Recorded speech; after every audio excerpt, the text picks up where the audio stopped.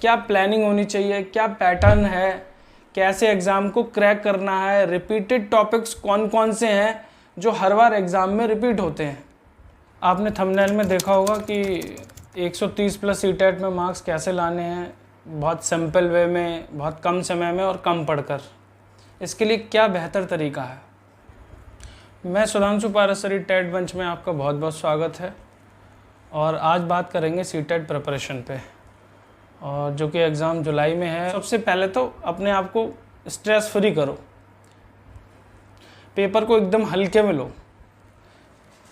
हल्के में लेने से मतलब यह है कि अगर आप स्ट्रेस फ्री हो जाते हैं तो उसके बाद में एग्ज़ाम आपको बहुत टफ नहीं लगता है, तैयारी करने में आसानी हो जाती है। और लेकिन जो तैयारी है उसकी जो प्लानिंग है एग्ज़ाम को क्रैक करने के लिए, वो बहुत ज़बरदस्त होनी चाहिए। स्ट्रेस फ्री माइंड जब होता है तो उसमें क्या है, प्लानिंग करने की क्षमता बढ़ जाती है, कंसंट्रेशन बढ़ जाता है।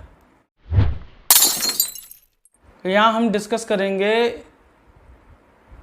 कि कौन कौन से सब्जेक्ट सीटेट में आते हैं, कौन सा सब्जेक्ट बहुत महत्वपूर्ण है और कौन कौन से सब्जेक्ट कितने कितने नंबर में आते हैं,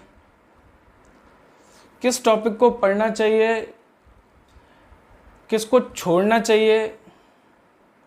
क्योंकि ज़्यादा से ज़्यादा सिलेबस कवर करने से कुछ नहीं होगा।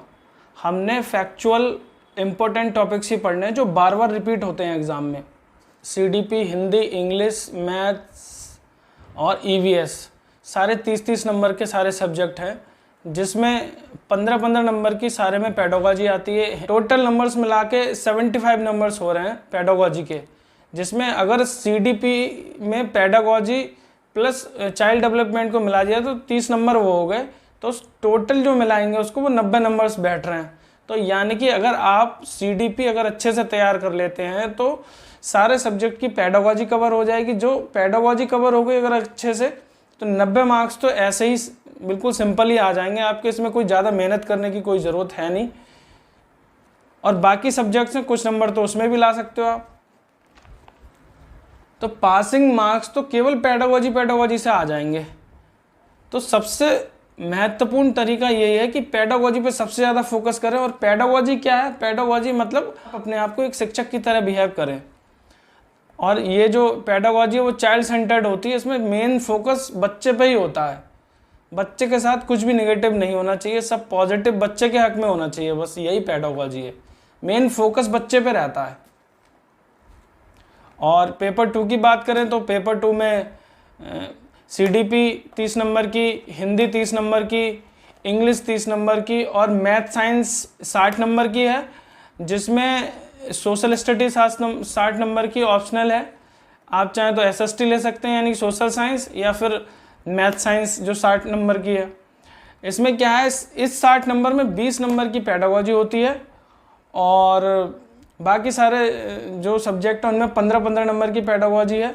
तो 15 नंबर की पेडागोजी और 15 नंबर की चाइल्ड डेवलपमेंट, तो 30 नंबर वो, और 15 नंबर की हिंदी, 15 नंबर की हिंदी की पेडागोजी, 15 नंबर की इंग्लिश की पेडागोजी और 20 नंबर की मैथ साइंस की। तो टोटल हो गए 65 नंबर की पेडागोजी और 65 और 15 80 नंबर आप बिल्कुल आसानी से ला सकते हो। इसमें फ्री के नंबर हैं पेडागोजी के, तो आप ये लगाओ। बाकी सारा सिलेबस बाइलिंगुअल होगा और सारी क्लासेस मिलेंगी रेगुलर बेस पे। इसमें आपको कोई पेड क्लास नहीं लेनी है, कहीं से नोट्स परचेज नहीं करने हैं और सिस्टमेटिक तरीके से मिलेंगी।